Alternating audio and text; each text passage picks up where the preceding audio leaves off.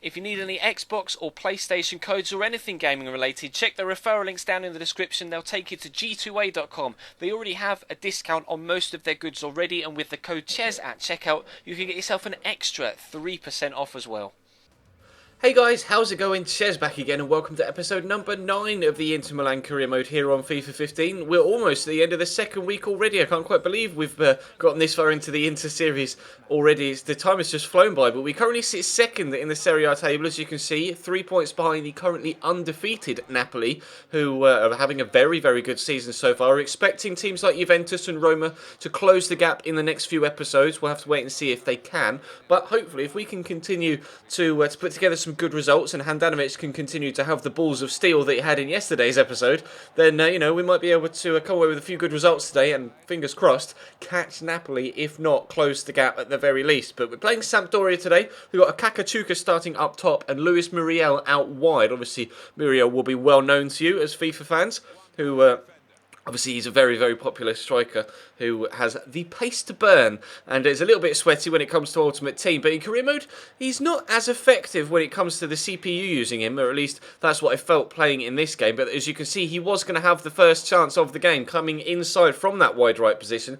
to draw a good save out of Samir Handanovic, who's been a very good goalkeeper for us so far, keeping quite a few clean sheets and obviously making a few top saves as he did there as well. Mauro Icardi, though, we're hoping to get some better goals from in the next couple of episodes, but still firing blanks right now, shooting straight at the goalkeeper when he does get through, and not necessarily flowing with the chances. But I'll get there. We're still learning with Mauro Icardi, and we're having a decent season regardless. So when he does start putting the goals in every single time, then we really will become one of the strongest outfits in the country, if not in Europe. But Sami Leto doing the work down the left-hand side for them here, trying to stand it up into the box, and he hits the inside the post there, Stepanovic. It's a really good strike, and we're fortunate that he wasn't quite able to squeeze it into that near post and give them a 1-0 lead. But we're further into the second half now, as you can see. Mateo Kovacic cuts the ball inside to Mauro Icardi. Good first touch and a good turn, but good solid tackle by the defender. But Freddy Guarin finds himself in the box.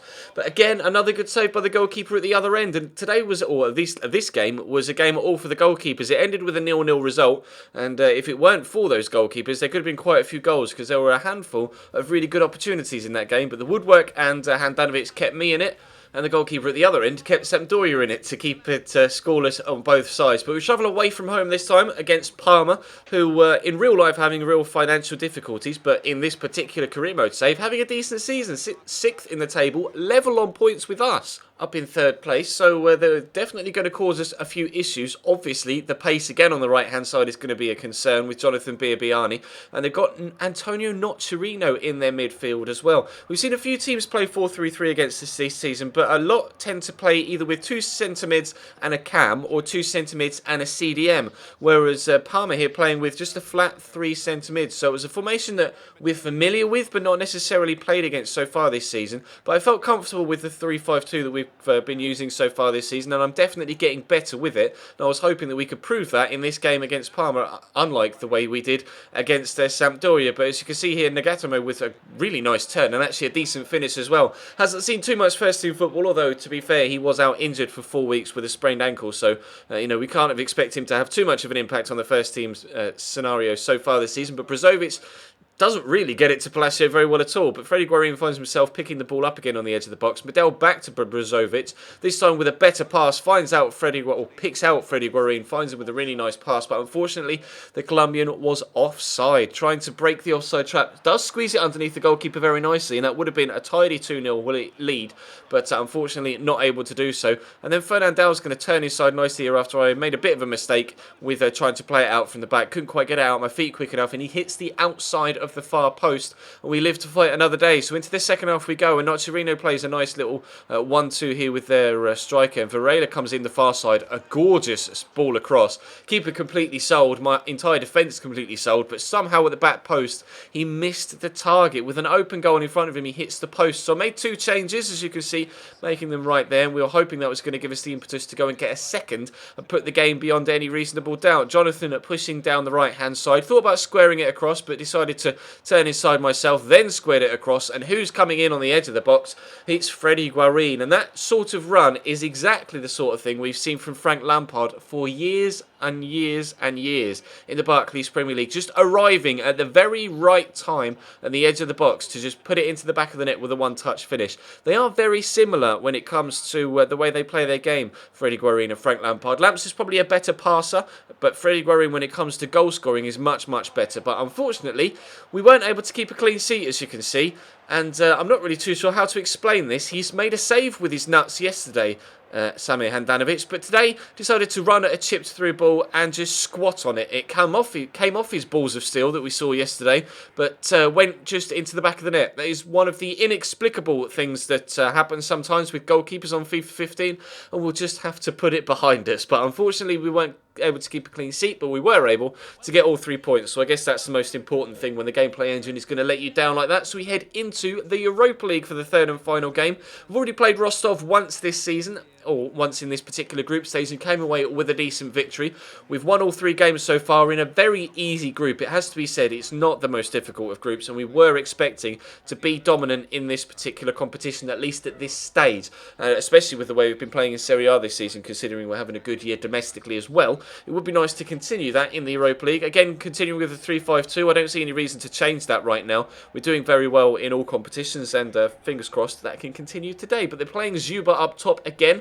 Obviously, they played him up top previously, and then continuing with that. But there's a big gap in that midfield. It's a 5-4-1 formation, but I've never seen the 2 centre mids be that far apart before, at least on the team sheet. So I wasn't sure whether they were going to be completely open through the middle, and whether I'd find some gaps. It proved to be the case. Shaqiri finds some gaps here. A lovely run from him, and he finishes it off as well. Lovely solo goal from Xherdan Shaqiri, cutting through their central defence with absolute ease, just gliding through the middle. A couple of changes of direction that proved to be enough to get through their midfield line and their defensive line, and then the finish was just as good as well. But Mauro Icardi's going to play the ball into Moussa Sissoko here. Has his shot well blocked, but unfortunately he goes down with an injury. Now, we're already missing Vidic, thanks to an injury. We're already missing Alvarez Balanta, the centre-back, with an injury. And we're already missing Ranocchia, the centre-back, with an injury. And now we've got an injury to our centre midfielder, Sissoko. So 3 centre-backs and a centre-mid really prove to be pushing this squad to its limits right now when it comes to squad depth, especially through central positions. So I'm hoping it isn't going to be too big an injury and we won't be missing him for too long. But we'll try and build in his absence and try and get a second goal. And Mauro Icardi is going to do just that. A good header from the resulting corner that came from Sissoko's shot that was blocked. And a decent header from the Argentinian. Finally, perhaps, starting to score some goals that he hasn't been so far. Good cross from Shaqiri, a goal and an assist for him now. But a top header from Mauro Icardi gives us a 2-0 lead as we head into the second half. We're going to try and build on that again. Andreoli into Lucas Podolski, who was playing at cam in this particular game. So mention to me in the comments that you guys think he's more effective in that cam role or up top than he is in the left mid spot that it recommends that you play him in. Great dribbling feet though from him, and dances past the challenge, and somehow, despite kicking it at about half a mile an hour, squeezes it underneath the goalkeeper's foot and into the bottom corner off the post to give us a 3-0 lead. And we're only 10 minutes from time now. Rodrigo Palacio finds Mauro Icardi down the right hand side, going to break into the box and then show a nice little step over to turn inside. A little bit too casual with his finish though. He gets so ridiculously lucky that it pops out straight back to him to make it 4. But I told him to put quite a bit of power behind that shot, and he just nonchalantly tried to just stroke it in with the outside of his right foot when I really wanted him to power that into the bottom corner, and we got a little bit lucky. Perhaps it's still me learning the ropes with Mauro Icardi. I'm not entirely too sure. I'm sure I'll get to grips with him sooner rather than later, but we're still doing well. That's a 4-0 win in the Europa League, so we can't complain too much. But Moussa Sissoko is going to be out for 4 weeks with a sprained ankle to go along with the lateral collateral ligament damage of Nemanja Matic, the broken ankle of Ranocchia, and the broken elbow of Alvarez Balanta. But fortunately for us, Balanta is going to be back within the next 5 days, so hopefully he can start filtering into the first team again. And we do have that game in hand against Napoli in the next episode on Monday. We've got Hellas Verona, who sit 9th, and then we have the game against Napoli, which could see us close the gap at the top, if not even overtake them if they don't get a win in the game before we play them. So, of course, Monday we'll have a squad report as well. So it'll be Hellas Verona, Napoli, and a squad report for Monday's episode. But for this week, that's going to bring this particular series to a close and this episode to a close. So thank you very much for watching. Drop the video a like if you enjoyed it. Subscribe if you haven't already. Of course, there will be a Career Mode Road to Glory episode later on tonight with a rather big decision when it comes to the transfer window. So definitely check that out if that's something you might be interested in. Of course, there was a online career mode episode went up a couple of days ago. Definitely check that out if you missed it, or anything else on the channel page. If you missed the My Player last night or any of the other previous episodes in this series, then of course everything will be on the channel page and in the appropriate playlists. But that will bring today's episode to a close. So thank you very much for watching. Drop the video a like if you enjoyed, like I say. Subscribe if you haven't already. Follow me on Twitch and Twitter. Links will be in the description down below. But for now, I'll see you next time.